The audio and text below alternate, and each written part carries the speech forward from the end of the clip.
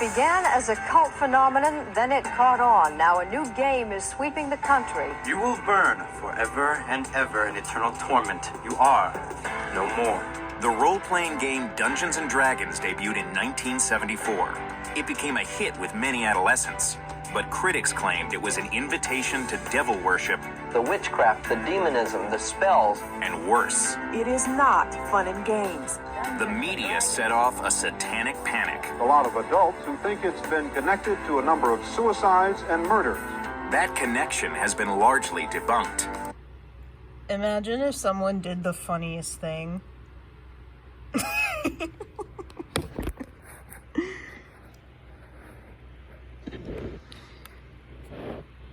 Furious, the Exodus walks along the maddening march of death with the Führer and the masses whose supremacy is the Dominion.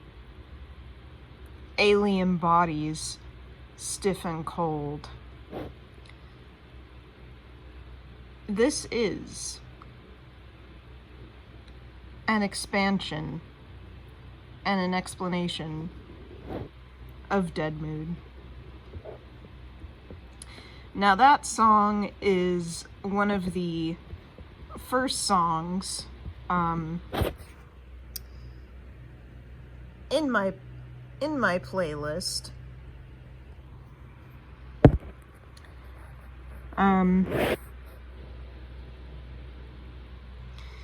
And it's basically kind of the prologue before the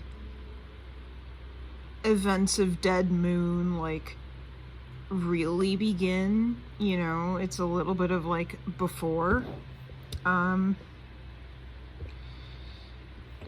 the images that I always got from that song were, you know, a great war against the mighty Führer.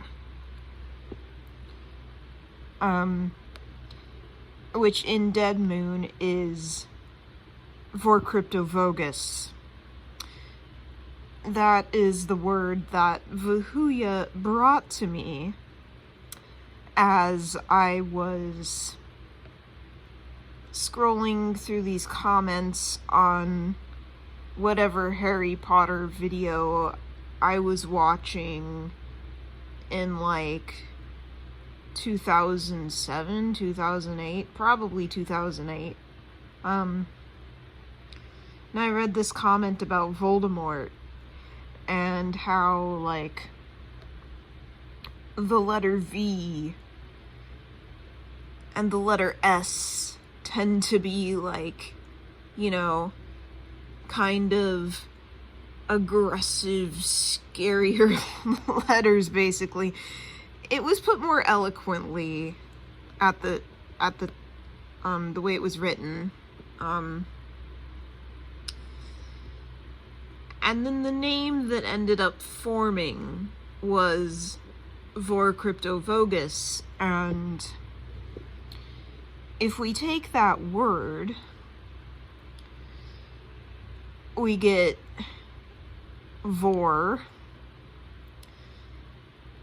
we get crypto,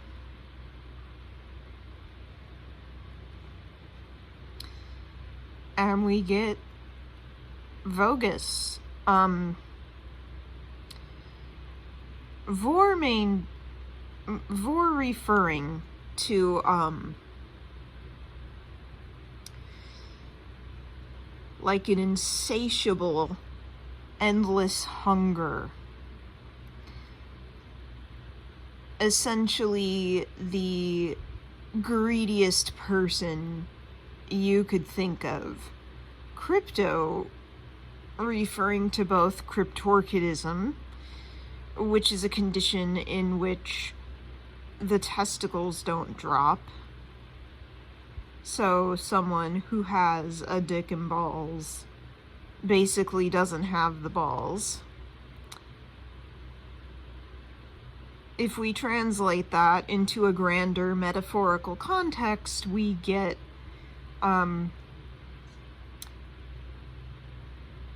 an obsession with, like, reproduction, which, if you've paid attention at all to Elon Musk and the fact that he's up to like 14 kids now, that puzzle piece begins to fall into place. Crypto also means like crypt, like something under the ground, something hidden, a deep, dark secret. Which, following along with this whole Epstein thing, that puzzle piece falls into place. And vogus is a word that I didn't even think to look up until like late last year. And it's a term involved in gold mining, and at this point, if you don't know who decorates everything in this hideous, garish gold by now, then you have been living under the biggest rock in the world, and I'm a little envious of that. I wish I could live under a rock too, and not have to be dealing with all this shit, but here I am. Now, what happens in that prologue is Darius dies. It's a war. Darius and his son Harvey are fighting in this war against Vor Cryptovogus's forces and everything.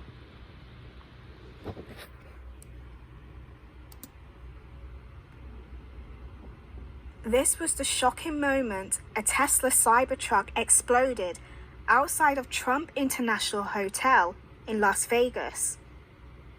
The blast occurred on New Year's Day shortly before 9 a.m., killing the driver who was inside the vehicle.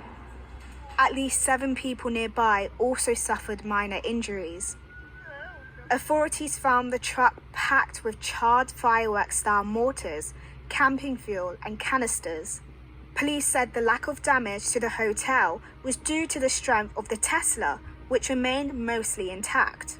The fact that this was a Cybertruck really limited the damage that occurred inside of the valet, because it had most of the blast go up through the truck and out.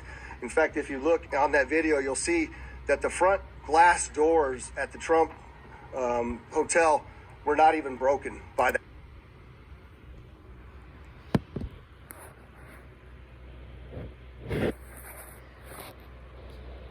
And then the story basically continues quite a while later with,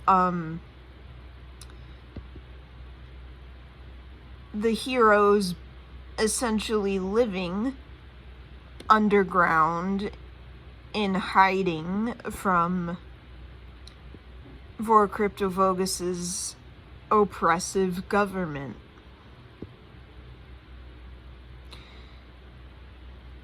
With the Fuhrer and the masses whose supremacy is the Dominion. Now, the story of Dead Moon was basically a story myself and the spirits came up with, where Vor Cryptovogus has more or less already taken over much of the world with his monster supremacy. It's a story about monster supremacists who wipe out the majority of humans. There are very few humans left. And the heroes that are living underground at the beginning of the story are a few of the humans that are left and the monsters that are on the side of good that are supporting them. And you can probably guess which major historical event and major historical party that happened in the 1930s and 1940s this story was meant to parallel.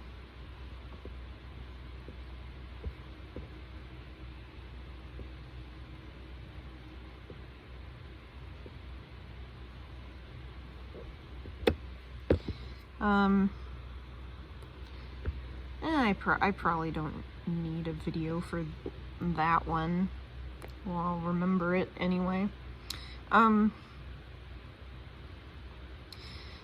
So yeah, and basically the story goes on to be about, you know, the monsters and the humans eventually escaping from the underground and rising up and overthrowing Vor-Cryptovogus's oppressive regime. That is how the story ends. Now, an interesting thing is that there are other things that have happened this year that correspond with plot points in the story.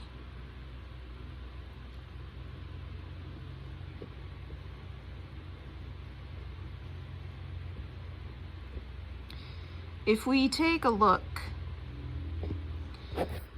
at my character Harvey, for one,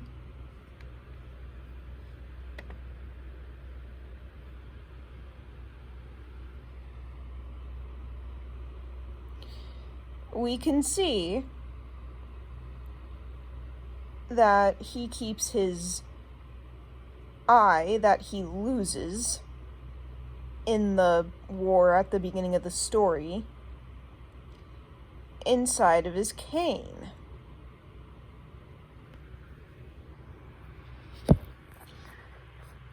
And obviously, if I'm going to create a character who leans on a cane, what other characters come to mind when you think of that? Might you perhaps think of Mr. Peanut? 15 grand. Is it loaded? Yes, sir. Well, then I'll pay for it. What's wrong with you? Took your freaking time, didn't you? Cool your jets. Let's go. Hey, you. Hands up. Turn around. That a Cosmo bot?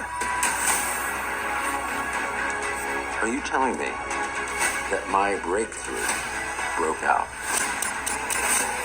This bot knows where to find my brother. I want him back. Find them! We have a chance to tear their whole sick system down. Humans and bots fighting against the real enemy. Oh, I like the way she sings. Yeah. Incoming! I am not dying to Marky Mark and the Funky Bunch! I actually like this song.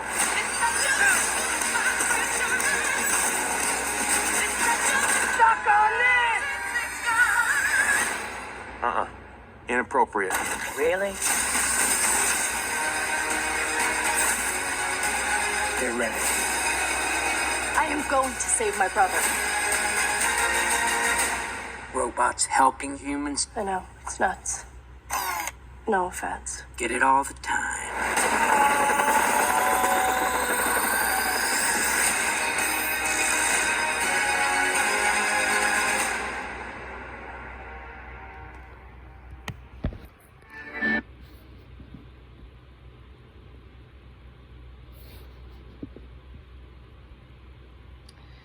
Now, the final battle of Dead Moon was always envisioned as happening in this big, huge hurricane, basically,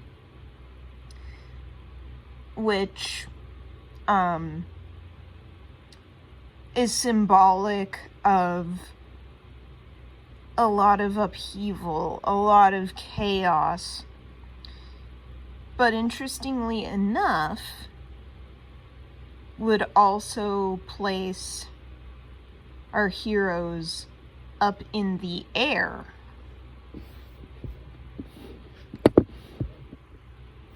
Which I just realized it might be a good idea for me to also open up my video where I captured the view from up in the air. Let me find it real quick.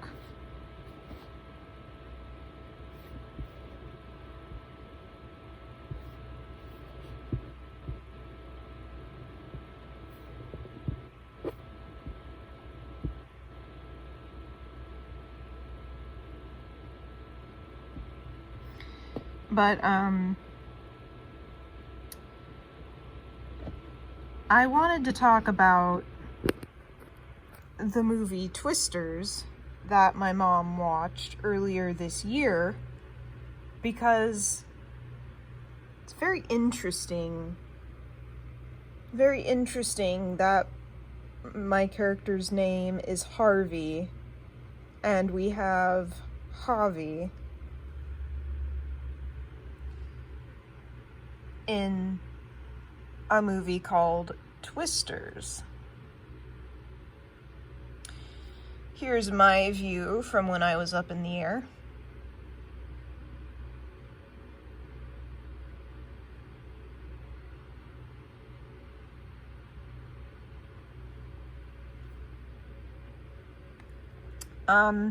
Now,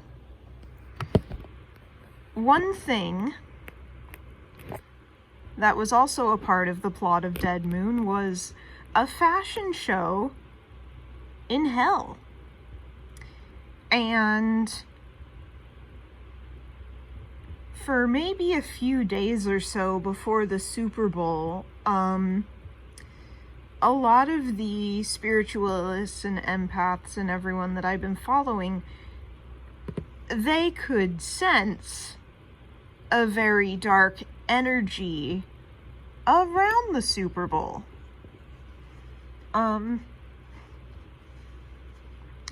And interestingly enough,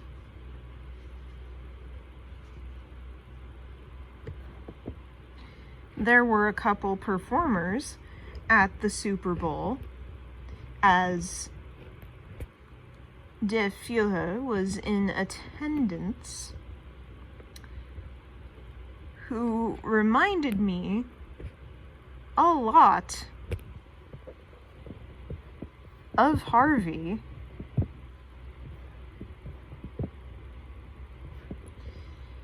and of my other character, Rivette. That's kind of an old design for her, but whatever. Oh, and the one who taught me about the fashion show in hell is a Dramalek's eldest daughter, Demented Hearts, also known as Demi.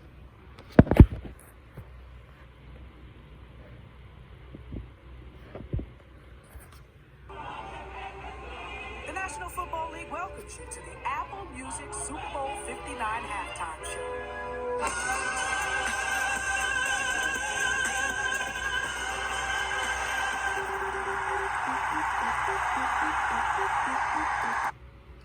Dead Moon, by the way, was conceptualized as a video game. Salutations! It's your uncle, Sam. And this is the Great American Game. My Gemini twin back powering up. No more handshakes and hugs. The energy only circulate through us. Everybody must be judged. But this time, God only favoring us. 20 years in, still got this. They not like us. No, they not like us. No, they not like us. They not like us. No, they not like us. No, they not like us. Are you my friend? I think an important piece of context here is, my previous life. I failed to stop the Antichrist the last time, which wasn't my fault, because the last time the Antichrist really rose up was far before we had all this necessary knowledge and intercommunication for me to help figure out how I could bring a stop to him. You may have heard of him, probably. He had one of the most iconic mustaches in history, although my opinion of his mustache is that it looks fucking stupid. It looks like he has a fucking little fucking toothbrush bristles under his nose. But anyway, I was fortunately shot in the head pretty early on and all of that. But I bring that up to bring up another song from my original Dead Moon musical, which is called Dead King's Rise, and part of the lyrics go, "Flesh they stole, but the soul is not begotten. Through the gates of hell I'll seize my throne." And so the Super Bowl halftime show is likely when the gates of hell were opened.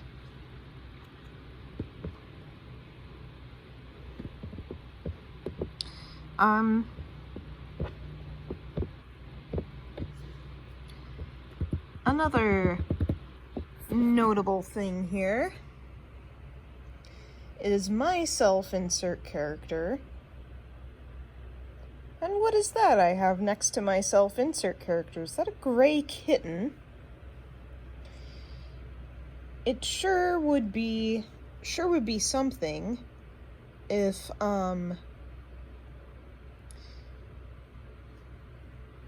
I had a gray kitten in my life this year, now wouldn't it?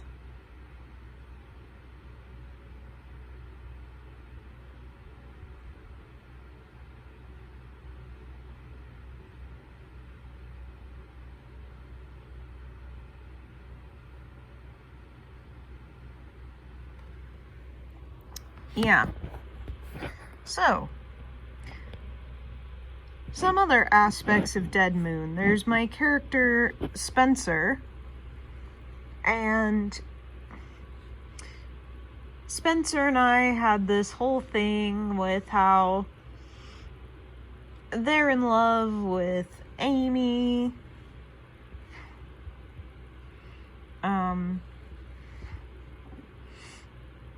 And there's also this kind of lizard dog hybrid that came to me in a dream once. It looked a lot like the Pokemon Aron, and but it had super duper sharp teeth to the point where it could basically just cleave your head from the rest of you in a single bite. And I ended up naming him Chompy. And there's another character based on the second most abusive relationship I've been in my life, who's this vampire. And there was this whole thing with like Spencer being under the vampire control, or maybe the vampire himself is the one who kills Chompy, and Spencer gets framed for it, and so, you know, Spencer ends up in jail, and then there is a jailbreak to bust him out later on. And it turns out we have a similar thing going on. Several weeks, he will remain in ICE custody as he renews his bid to stay right here in the U.S. Fox's Mike Emanuel has the story.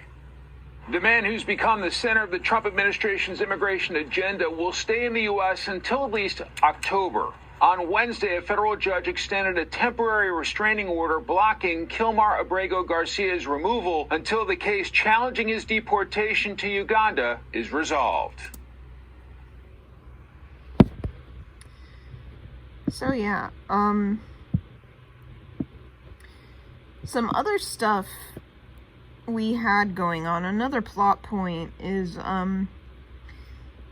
basically the heroes getting into a spaceship that Moon Unit paints pink and going to Mars. And, you know, the character Moon Unit is kind of the comic relief, and, you know, they kind of, you know, roll their eyes and get a little annoyed that he painted the spaceship pink, but, you can think about what that could symbolize as I show you this. King wipes away a tear as she rides along with Katy Perry and 4 other fellow astronauts to the launch pad. One by one, they ring a bell. Gail, who has a fear of flying, looks terrified. This is overcoming a wall of fear, a barrier. I think it's going to be cathartic in so many ways for her. The all-woman crew joined hands in prayer. Then it's time to climb into the capsule. Go for launch? Yeah, baby, go for launch, my favorite words.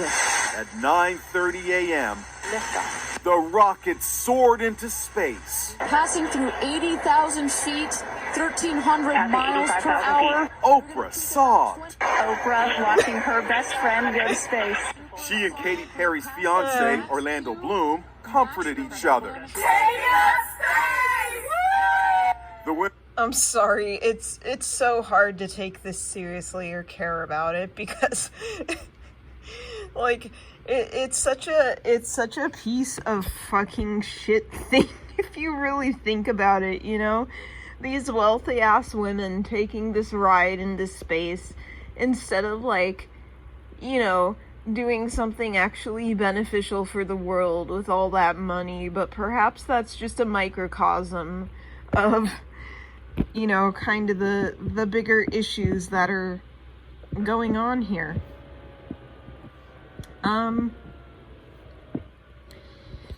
And now, funny thing about our little friend Moon Unit here is that,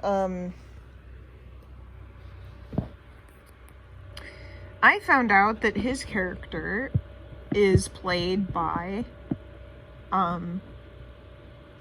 the god Pan. And am I now, like, listening to the guidance of someone who channels Pan? Yes, I am. Are they even, like, kinda orange? Yes, they are. Pals, welcome to the Spirit Whisper channel.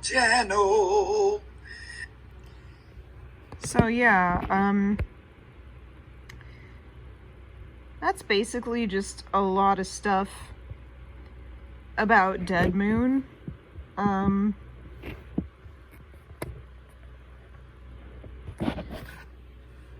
Harvey, played by Savnock, and we are essentially the great spiritual warriors of hell and of earth. So yeah, now the good news is, it is intended to end with the uprising being successful and Vor Cryptovogus being deposed. So keep hope alive. Love you all. Talk to you later.